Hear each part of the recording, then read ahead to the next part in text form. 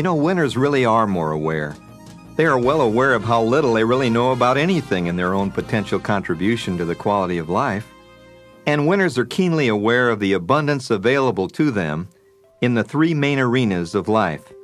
These arenas are full of interaction. They're not separate, nor are they independent, and each is full of unexplored possibilities and untapped potential. To losers, the three arenas look like a three-ring circus, where too many confused activities are going on at one time to ever get perspective or focus. But for the winners, these three circles, which harmonize with each other into three concentric circles of growth, each complementing the other, make up what I call the winner's circle in life. The outer circle contains the many environments which act upon you and upon which you act.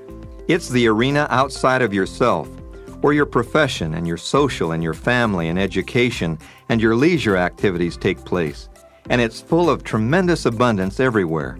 But let me ask you, how many sunrises and sunsets have you watched this month? How many good books have you read? Is your education continuing? How's your sailboat? How's your family? How's your golf game? Have you fed or helped a third world orphan this month? How's your income? Are you independent or looking forward to Social Security?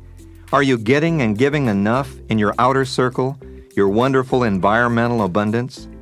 The next related circle in your life houses your physical potential, all of the skin and the bones and cells and the parts and the muscles that make up your physical being. More abundance, and in many of us, too much abundance from overeating. But let me ask you this. How's your body these days? Are you fat and sluggish? Are you gaunt and nervous? Do you puff going up a flight of stairs? What kind of fuel do you put into your magnificent machine, your one and only transportation vehicle? Is it full of smoke? Are your brain and liver pickled in alcohol? Do you fuel it up with high-test meals, or do you use low-octane, grease-fried, hit-and-run junk food? Is your body a Ferrari that you tune and tweak for the Grand Prix or the Le Mans? Or is it a clunker parked by the curb to get you from birth to death any old which way? Well, if you abuse it, you won't get to use it as long. You see, winners are aware that their bodies cannot be traded in for a new model, and that their performance in the outside environmental world is dependent upon good health. You can only do good if you feel good. The innermost circle, seemingly the smallest, is really the largest arena of all. It controls all of our actions and reactions in the two other arenas. It's your mental arena. It houses your thought processes inside your brain and central nervous system. Talk about abundance. Dr. William James, a recognized leader and psychologist, said that even the most effective humans utilize less than 10% of their mental potential. Well, it's much less than 10%, no more than 1% at the most. The Brain Research Institute at UCLA has concluded that the ultimate creative capacity of the brain may be infinite. In other words, no limits at all, except those which are self-imposed.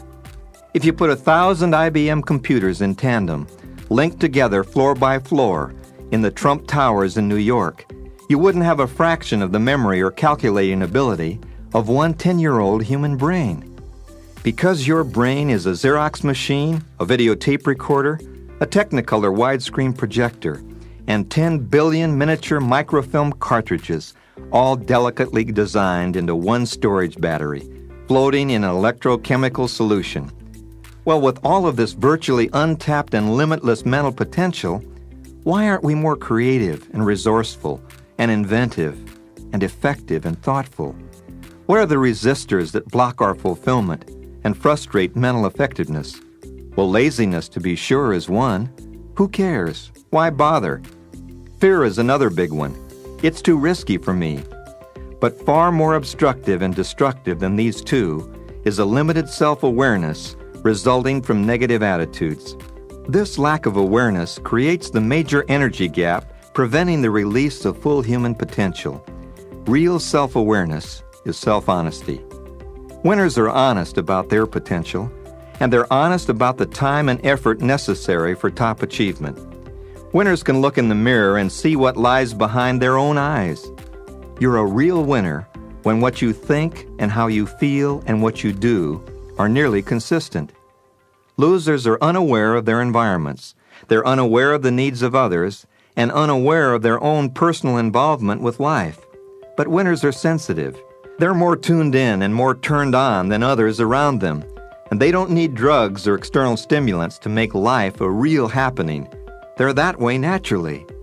The losers become hardened and cold and closed to new ideas and new opportunities, and this hardness can range from intellectual cynicism to indifference to apathy, to prejudice and aloofness, to vulgarity and rudeness. Losers suffer from hardening of the arteries that connect their insights with their hindsights and foresights, and so losers are narrow-minded. But the winners are open. They see the many alternatives in every situation. They look at relative rather than absolute facts. Self-awareness is open-mindedness. Are you open-minded? Do you look at life through your parents' eyeglasses? Are your prejudices inherited, or are they your own? Is your skin white and do you wish you could sport a deep bronze tan all year round? Or is your skin brown or black and you wish maybe it was white? Self-awareness is realizing that skin color, birthplace, religious belief, sex, financial status, and intelligence are not the only measures of worth or worthiness. Self-awareness is accepting the fact that every human being is a distinctly unique individual and thinking how good that is. No two people alike, not even identical twins. We're unique in our fingerprints, unique in our footprints, even in our lip prints. Bell Telephone has discovered that each of us speaks with a different sound frequency unmatched by any other person, and it's in the process of developing a voice print system that will provide instant positive identification electronically.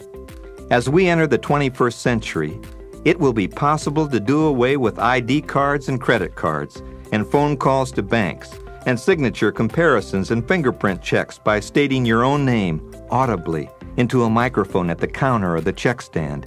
Your voice print frequency will be compared with the one on file in a central computer.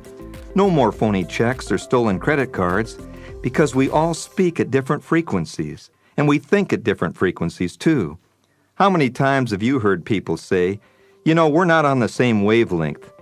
Well, we've been trying to get on the same wavelength for many centuries. The pursuit of mind-expanding techniques toward a heightened state of self-awareness has been a mysterious journey beginning in Jerusalem and wandering into the high mountains of Tibet. And today, the quest for mental and physical self-awareness ranges from the ridiculous to the sublime, from electronic hi-fi stereo alpha brainwave stimulators to cocaine, from fad books to fantasy islands, from biofeedback to subliminal programming. No wonder there's so much discord in family, social, and international life. Every individual hears a different drummer, sees through a different lens, perceives through a different filter, and decides as a result of a different computer program in his or her own unique brain. The ability to accept the fact that everyone is unique and to be able to understand another person's point of view as if you were that person is called empathy. And empathy is the ability to walk in another Indian's moccasins for a mile before passing judgment. Empathy is feeling with someone else, while sympathy is feeling for someone else. Empathy is when you watch the marathon runners at the 20-mile mark and your own legs ache. Ask yourself the questions. How would I like to have a husband like me if I were my wife? How would I like to have a mother like me, a manager like me, a boss like me if I were my employees? How would it feel to be a white shoeshine boy in downtown Johannesburg? What would it be like to be an American maid in an exclusive district of Mexico City? Are you able to empathize with young people? Or do you tell them to shape up or ship out? Does it exasperate you that there are so many weirdos around compared to you? Did it ever occur to you that you may seem really weird to others too? What is certain is that we need to understand what being human really is, and that is a changing, growing, imperfect, but amazing living creation. And the winners have that marvelous ability to understand their own relationship to their own environments and to the many people and events that interact in everyday life. Winners realize that adaptability is the key to success and even the key to survival in today's world full of sensory bombardment. During the past 100 years or so, Electronic technology advancements in telephone, television, satellite, and computer communications have accelerated to the point where we are subjected to more information transactions in a single day than our grandparents experienced in their entire lifetime, more in one of our days today than in all of their lives. And yet there has been little change, if any, in our evolution during the past 500,000 years in our ability to cope with or adapt to our rapidly changing society. And here's the key to winning self-awareness. Winners learn how to relax and cope with the trials and tribulations of everyday life. They know that little has changed since the days of their ancestors, when at the first hint of a dangerous or threatening confrontation, the body automatically mustered its defenses in preparation for fight or flight. But instead of a saber-toothed tiger a week, it's the onslaught of freeway traffic twice a day, and at least one or two unwelcomed or unpleasant interpersonal surprises before bedtime every night. The losers in life overreact to what is happening. Like cave dwellers, they flare to anger easily. They get defensive quickly. The blood pressure jumps as the heart rate quickens, as the adrenaline flows, as they rush headlong into an imaginary struggle for survival, or as they run and hide from imaginary predators and volcanic eruptions. The effect of this type of daily distress or negative stress is devastating to the mental and physical health of the individual. And so the loser drinks more, smokes more, and pops more Valium tablets to cope. Dr. Robert Elliott, a prominent cardiologist, is studying the relationship between stress and heart attacks.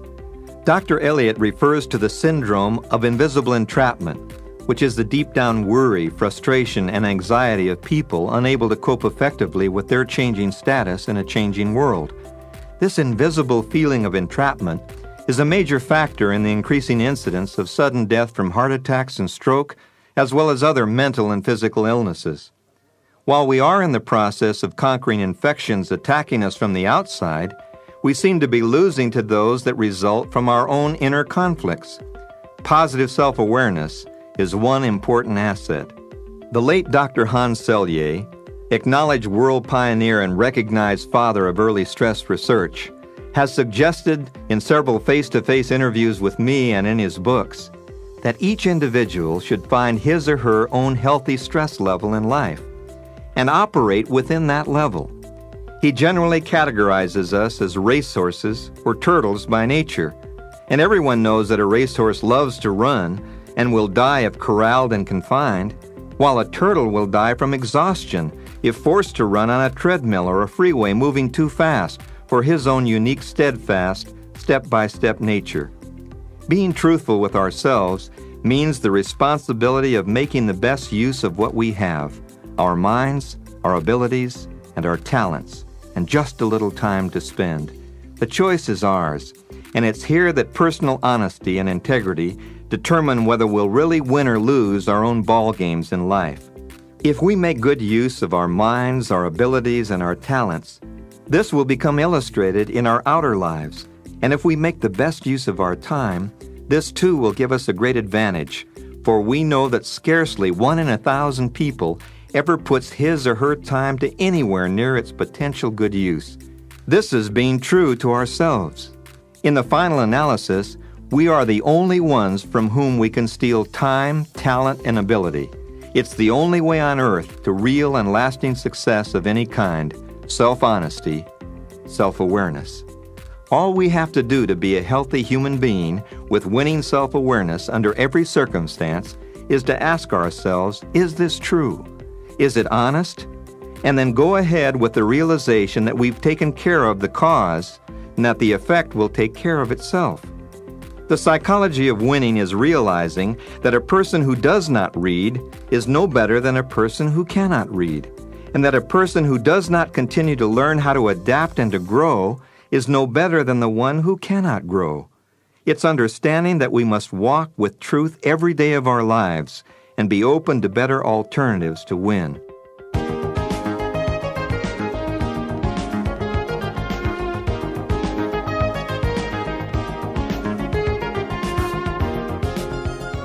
Take action today for more positive self-awareness. Realize that you do not need to change your present environment. Losers keep changing jobs, cities, states, wives, husbands. Change your attitude and change your behavior in your present environment. Schedule a comprehensive annual physical with your own physician or a reputable clinic. I don't mean a blood pressure, urine test, and a thank you exam. I mean the works once a year. Don't wait for the flat tire or dead battery or engine knock. Get a prevention check and a tune-up. Break your daily routine that you've set for yourself. Get out of your comfortable rut. Go to work a different way. Instead of taking a tranquilizer, take a walk near the flowers. Divide a piece of paper into 2 columns. List your assets or I am good at in one column, and list your liabilities or I need considerable improvement in the other column. Pick your 10 best and pick the 10 that need the most improvement. Take the first 3 liabilities and schedule an activity that will help you improve in each of those 3 areas. Forget about the rest of the liabilities and remember and relish all of the assets. Try to look at yourself through other people's eyes. Imagine being that person married to you. Imagine being your own child. Imagine being your employee. When you walk into a room or office, imagine that each person is saying 2 descriptive adjectives about you. What would they be in each case, and why? And take 15 precious minutes each day for you alone. Relax and breathe deeply, and give yourself at least one restoring 15-minute period out of every 24 hours to be aware that your life belongs to you. Practice self-awareness, the honest openness to alternatives, to adaptability in life, and to the abundance in our lives which is limited only by our own imaginations.